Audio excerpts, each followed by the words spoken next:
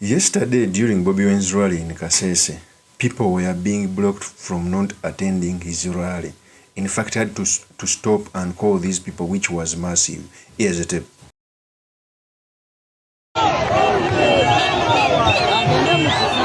Tutuuse ku venue naye amagye ne police ate bagaana abantu okusala bajje bagende ku venue. Deployment gye bataddewo tebakkiriza bantu bonna kusala.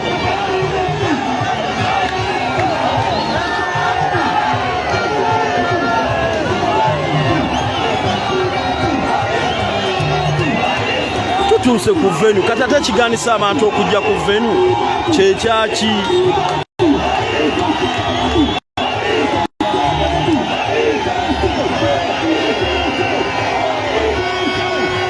Bali babaganyi venue eri wano naye abantu babagaana okujja ku venue. Balemerako bagenda bakkiriza.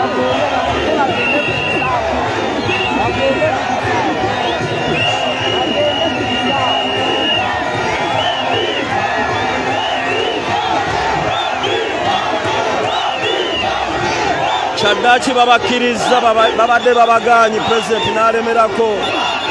Babadde babaganyi okujja ku venue naye era bakyabaganyi. Bano basobodde okutolosaako babaganyi osala okujja eno.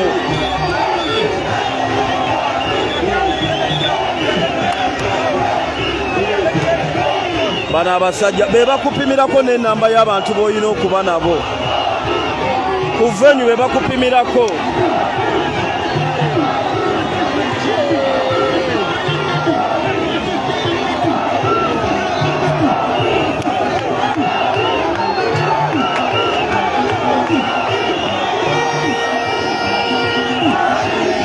Wadde ng'ekisaawe kyajjudde dda abantu kibakwasa obujja.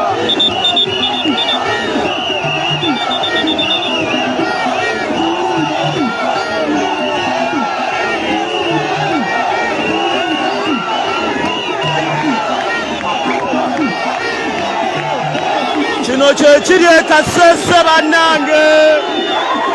Abasajja ne we batuuse ne basalako abantu.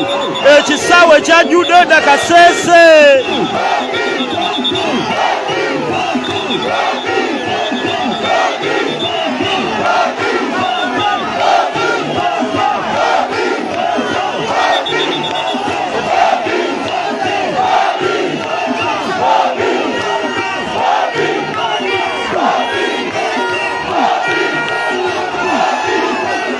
Lengera ekiri e KASESE. KASESE yimba buyimbi Bobi etamye. That is what happened in KASESE. In fact, I put KASESE, I think, in number 1 or 2. One of the massive floods came from Arua, then KASESE, then Busia, then Ruwero. Very many regions and districts have welcomed the revolution. One thing is for sure, is clear that the country needs change. We can sit and discuss how we get change, but the country needs change. Most especially, people in KASESE have a black spot for this regime. There is a day this regime descended on the palace of the king of this region. It was destroyed. Very many people, women and children were killed. Even up to now, the king first applied for amnesty. Can you imagine? And in our African societies, kings are taken in high esteem. So the purpose of this video, I've come to talk about what transpired in KASESE and what made it great, what it means for our politics, and most importantly, the study materials we can learn from the politics of our nation. But before I do this, I want to let you know that if you're new to this channel, please subscribe. And if you're watching this video from a different platform, please head on to YouTube, type in Sura Mawagari. There's a lot of content of this nature.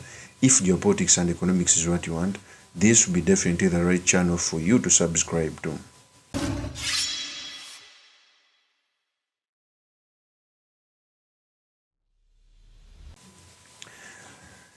First of all, this region is basically opposition. I think in the last elections where NRM was able to get few representation, and the reason for that, the opposition had fragmented. We all remember NUP was the new kid on the block. FDC still had some ground in KASESE. We ended up dividing votes. Some of the constituencies, the NRM candidate would get something like 15,000. The official opposition, one of the candidates of the NUP also gets 15,000. Another opposition leader also gets 14,000. When you combine the votes that were gotten by the opposition, the NRM candidate wouldn't even come to half, but because the opposition is fragmented, NRM ended up taking this place.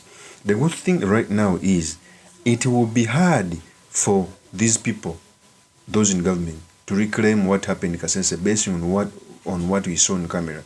The ground is so fertile for the opposition. In fact, let me also play with a tape when people were trekking to different rallies, by the which were put in the villages. Here's the tape.